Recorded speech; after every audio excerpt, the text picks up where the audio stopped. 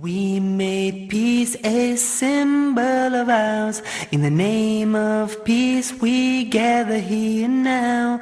Oh Lord, please make these days of ours on this earth filled with peace. Salamun, salamun, salamun, salam. Salamun, salamun, salamun, salam. Salamun, salamun, salamun, salam. Assalamu alaikum wa rahmatullahi wa barakatuh.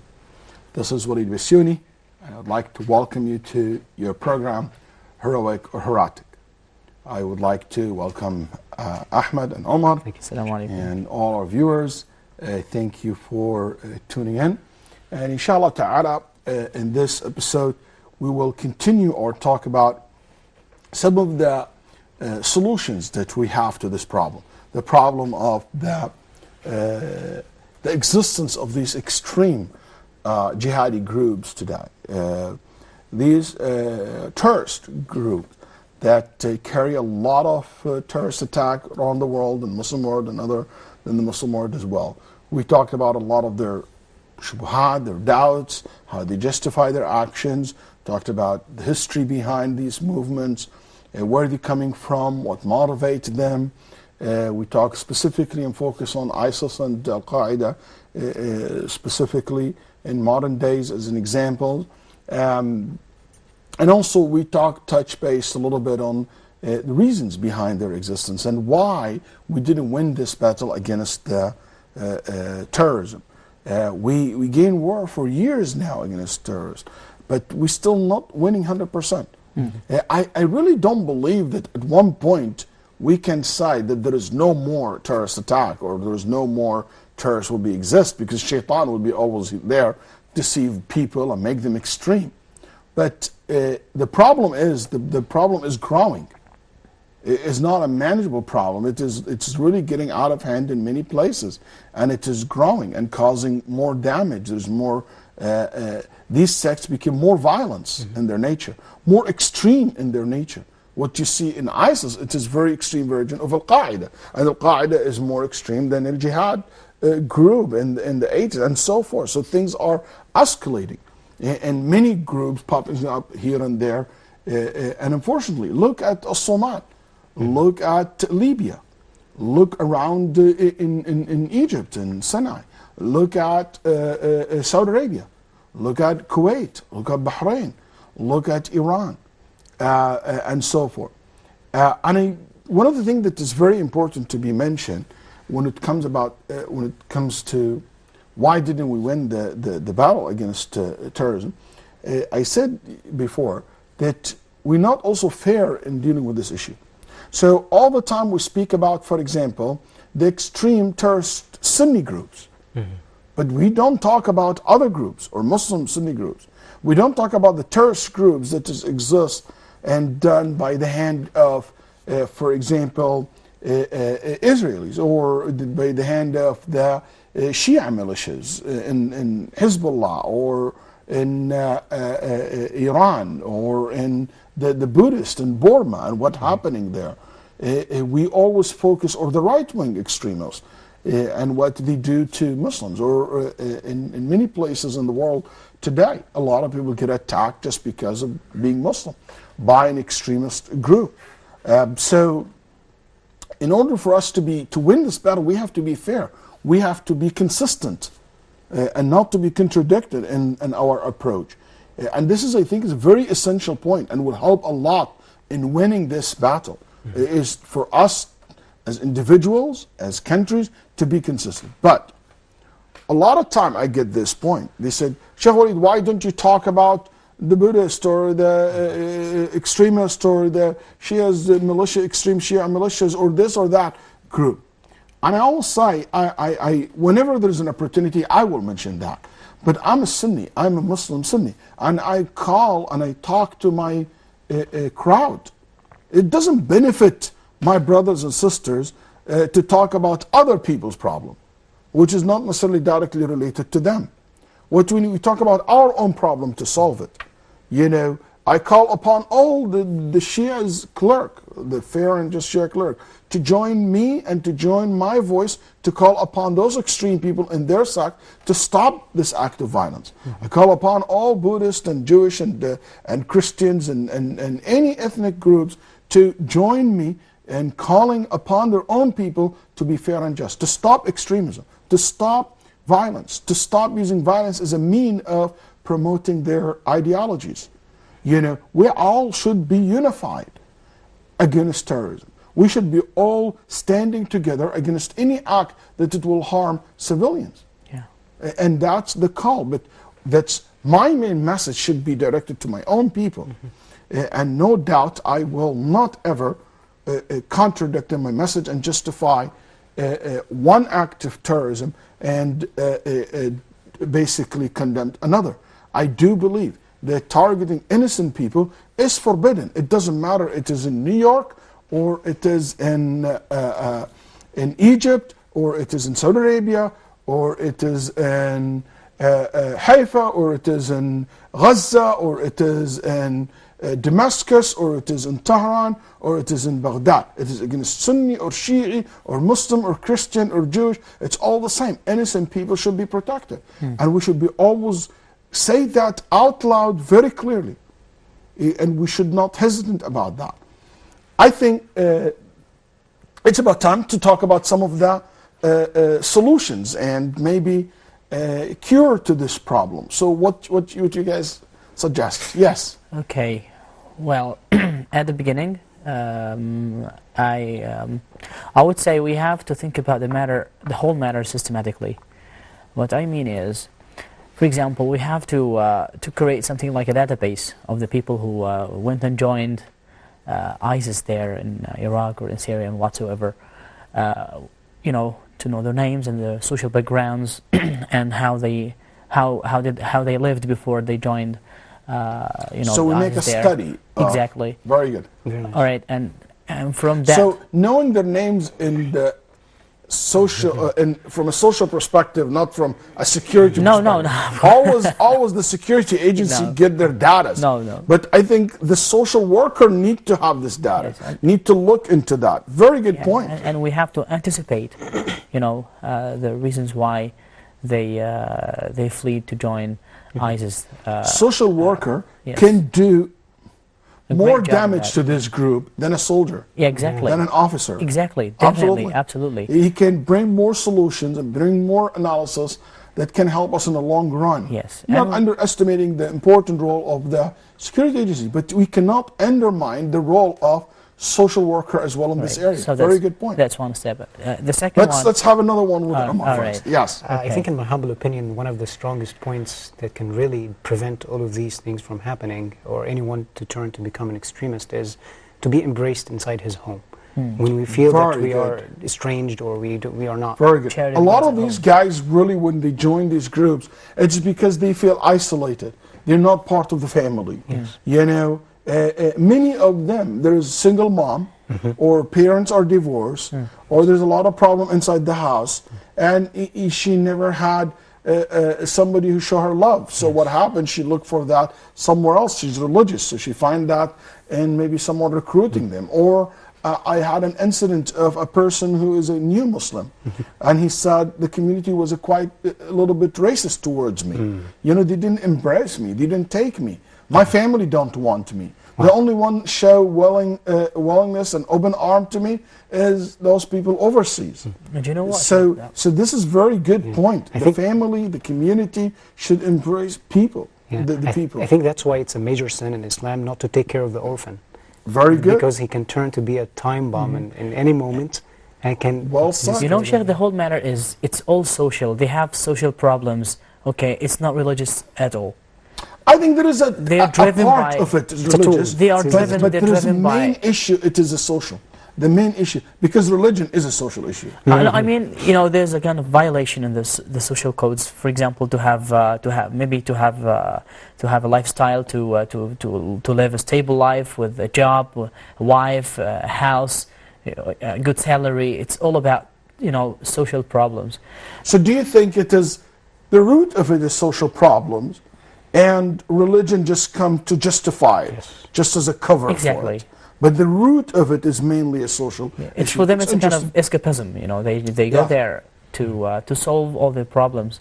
But I also want to say, this is, I don't know how much you can agree with me on this, but I also believe that what you see today is the result, is the fruit of some of our mistakes. Exactly, corruption, In socially, mishandling the problems. politically, morally, religiously. Yes. You know, when we say words and we do say things, even religiously, we can mislead people easily. Yeah. I'll give you an example. Once in a masjid, there is in one of the countries I was visiting, and the Imam of the masjid, the Khatib, was talking about how the Prophet ﷺ, in his time, somebody said bad poetry about the Prophet ﷺ wives and stuff like that, and so the Prophet ﷺ companions, they volunteer to kill that person who basically said things that it is touch the Prophet ﷺ's honor. Okay, and the story, it's well-known story. This is the first khutbah. The second khutbah, he said, come to our city today, so-and-so person, is an author, who wrote a book about Aisha radiallahu anha. She said bad words about Aisha. She said worse things about Aisha radiallahu anha. How come this woman come to our community, our society? How can she dare to be in our society? He did not incite violence. No. He was just talking about how bad this woman and how unfair her writing about the Prophet's wife. But give me a break. If you in the first khutbah talk about this, then you put that, you basically have to connect A and B together. Yeah. Yes, yes. But I can guarantee you this Imam never thought about it this way. And actually, when I talked to him, he said, I never cursed my mom, but you have a point, Sheikh. But I was just talking about from a historical point of view. But I didn't think about, yeah, that can actually incite a young man to go do what happened in the past. I think also So sometimes when we say words and we don't pay attention, like somebody was teaching, he was very common word. Al-Islam ya'simu ad-dama wal-mal. Al-Islam protect your blood and your wealth. So if someone new Muslim, or somebody don't know much, he would say, so if you're not Muslim, that means your blood and your wealth are not protected. You don't think, I'm sure many people said that word before, but they never thought about it this way. What I think we need to do, we need to review the language that we use, the language of teaching, especially when we translate it to English, we translate it to French. I think there is a need of, stopping a little bit and review what we, how did we raise our generation. We have to take a break. So let's take a quick break and come back to see what other points we can come up with. Peaceful, peaceful, peaceful, peace. Peaceful, peaceful, peaceful, peace. Go ahead, Ya Shu'aib. Recite from ayah number 16 to 26. Yeah, okay. أعوذ بالله من الشيطان الرجيم ولقد خلقنا الإنسان ونعلم ما توسوس به نفسه ونحن أقرب إليه من حبل الوريد. تلقى المتلقيان عن اليمين وعن الشمال قعيد ما يلفظ من قول إلا لديه رقيب وجاءت سكرة الموت بالحق ذلك ما كنت منه تحيد ونفخ في الصور ذلك يوم الوعيد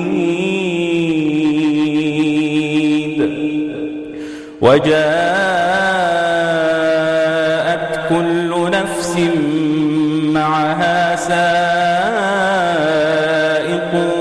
وشهيد لقد كنت في غفلة من هذا فكشفنا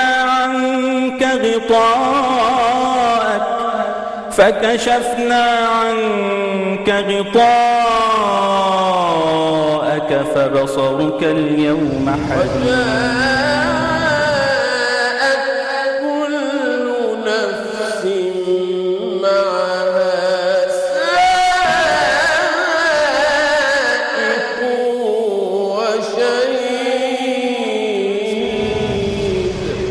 Sent from Allah to an angel, then to a man. That man was Muhammad, the best of creation. Peaceful, peaceful, peaceful, peace. Peaceful, peaceful, peaceful, peace. Welcome back to your program, Heroic or Heretic. We're talking about some suggestions and solution to this problem of the world today, which is extremism, terrorism, specifically terrorism, and these terrorist group or the extreme modern jihadi groups in our days. And we mentioned a few points. I think one of the main challenges here is this: how can we separate the terrorist from the case or the issue that they claim that they are defending? Mm-hmm. You know, when they claim that they are there to defend the right of this minority group, mm-hmm. or to basically end the injustice that's happening in this particular part of the world. And that's why they do all this act of terrorism. The key point here, how can you separate them from the case, from the issue? Mm-hmm. And you say, you know what, this is a just and fair case. This is right, true, this is a problem, and we agree. Uh-huh. But this course of actions will not ever lead to solve the problem. Yes, yes. If you can reach the general public mm-hmm. by telling the sympathizer that there is a difference between the two, and they can see that clearly, you can win the battle much better. Mm-hmm. In my opinion, you can make a great progress on this area, because as long as there is people can't see them together, mm-hmm. see them maybe a solution to the problem, you will always have those people who will help them. Financially, they will help them on whatever means, you know, just being a sympathizer with them. But what you need to do to separate them from each other, and this is not going to happen without us providing a true solution to the problem. That it is basically, they are basing their whole entire movement upon. You know, Sheikh, it's like weaken their strengths. Absolutely. Great. So, you know, it's all here. It's all in our hands. It's not there. For example, we have to look at the points that they think that there are strong reasons why they may be considered as right, and we start to take an opposite direction. Like, for example, I don't know, some of the points that we spoke about in the philosophy. For example, the taxes and this stuff like this. We have to maybe to change a little bit our system, just to make the whole world know, and they before the whole world that what you're saying is it's not realized here. Okay, Mm-hmm. we do the right Islam. So your assumptions and all your previous sayings about us is untrue. Very interesting. One of the things that I will say, maybe it support that as well, is the issue of being fair in our reactions to the problem, to their actions. So sometimes our reaction becomes not fair. For instance, if there is a group of people who are done an extreme terrorist act, sometimes you see the reaction is they are kuffar, they are communist and not Muslims. You can't say that. You can't just make them takfir to them. No. They are like what Ali ibn Abi Talib said about al-Khawarij. He said, are they kuffar? He said, min al-kufr harabu, they were running away from the kufr. He didn't let, even though he killed them, he fought them. But he didn't just let him to say that they are, and they said they are kafir, but we didn't say the same to them. Interesting. We say they are deviant Muslims. They are extreme Muslims. But we should be fair in the way we react. Even sometimes, if somebody did as things that consider an act of terror, it doesn't mean that I just kill everybody. Yes. You know, we have some politicians said you should torture them and their family. Wow. Oh my God. And you go after their families. Tough. And in some countries they do. If they don't find the guy, they take his father, take his mother, and they torture them. You know, torturing is not a solution. That's not the right course of action. We should not do that. It's the same thing they do. Exactly. If we became like them, there is no difference between us. So this is, I think, part of the solution that we should keep in mind.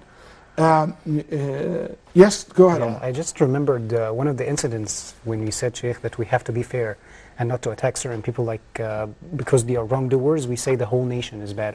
When Denmark, when one of the newspapers, they portrayed the Prophet and they said bad things about him, I think in my humble opinion we did a mistake.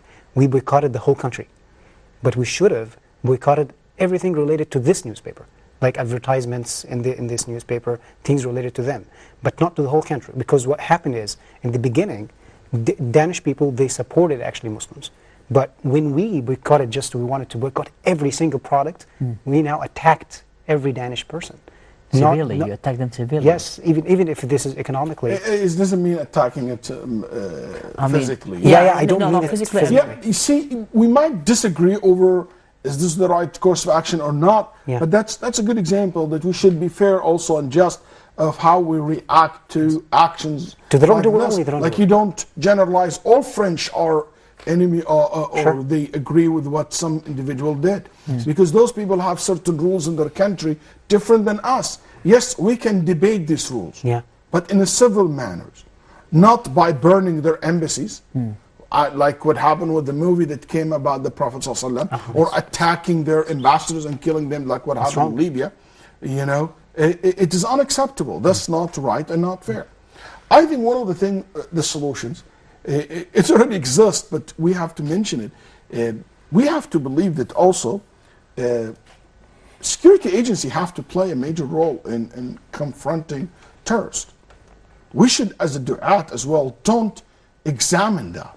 Because sometimes we don't consider that, you know, there is people, you have to, they broke the law, they need to be brought to justice. Punishment must apply to them. And when this is right and just and there is a system, a fair system exists, we should support that.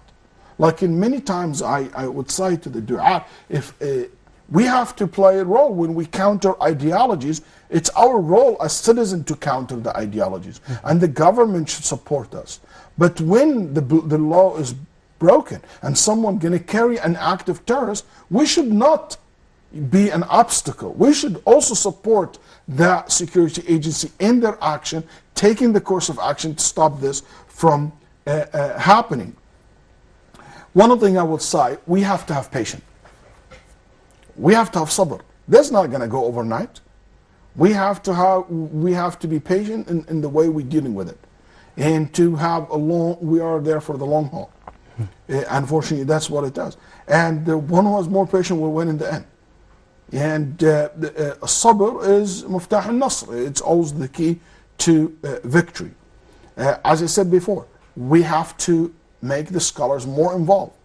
But more important is to provide a safe environment for people to talk. We have to have an environment where people can open. The shabab, the youth, have real concern, have legit questions, have doubts. They need someone to clear it. The environment of fear is never going to solve the problem. Fear will complicate the problem. You know, once I said in America, I want to start a course about fiqh al-jihad. Then I said to myself, who's going to register? Anyone who register will be afraid that his name will be what? Not necessarily that this will happen in America. I'm not suggesting that. I don't think there will happen that to them. But the people, the environment is fear. We need to change that environment. And we be able to speak. You know, I have to have the environment where I can criticize my government.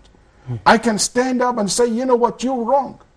And I can speak that because I'm not inciting violence, but I'm expressing my position and my opinion. And if we don't provide that environment where you can speak, where you can talk, believe me, in the open court, people will go underground. Yes. And that's where the problem became a much bigger issue. That's why we should open channels for these groups and a door for them that they can see that they can exit from this dark hole that they are in. We give them a hope. Yes, we can accept you. We can reintegrate you to the society. And we're willing to do that. Rehabilitation for these guys. And we're willing to support. And there's many governments did that. And a good progress in Singapore, in Egypt, in Saudi Arabia, and many other countries, even in Europe now. I think if we increase this kind of effort, we will take more of the youth back to the society. You know, we need to look at the reasons that we talked about before and start dealing with it and providing, stopping what incite these groups, what justify their actions in the eyes of the public. And at the end of the day, I would say that these just some thoughts and suggestions. I ask Allah subhanahu wa ta'ala to protect all of us because it's such a serious issue. You know, in the end of the day, we're all going to die. Yeah. In the end of the day, we are going to be standing before Allah subhanahu wa ta'ala. There's a great scholar by the name of Mutarrif ibn Abdullah. Some of these, very similar to what we have today, extreme group who rebel against the leader Muslim at that time. They came to him among the Khawarij and they said, join us, let's fight. Isn't al-Hajjaj a dictator ruler and fighting him is something must, and Amr bil Ma'ruf and providing justice to the society? And he said, yeah, but this is not allowed to rebel against the Muslim ruler as well. So there were a conflict. And he told them, I would rather to meet Allah subhanahu wa ta'ala. I would rather to meet Allah subhanahu wa ta'ala. And Allah subhanahu wa ta'ala will ask me, why didn't you kill so-and-so? Instead of asking me, why did you kill so-and-so? Because the default rule is I'm not supposed to kill anyone, to fight anyone. He said, I wish I have two souls. I wish I have two souls. I will send one of them, and if it die and find out that you guys are right, I will let my other soul follow the first one.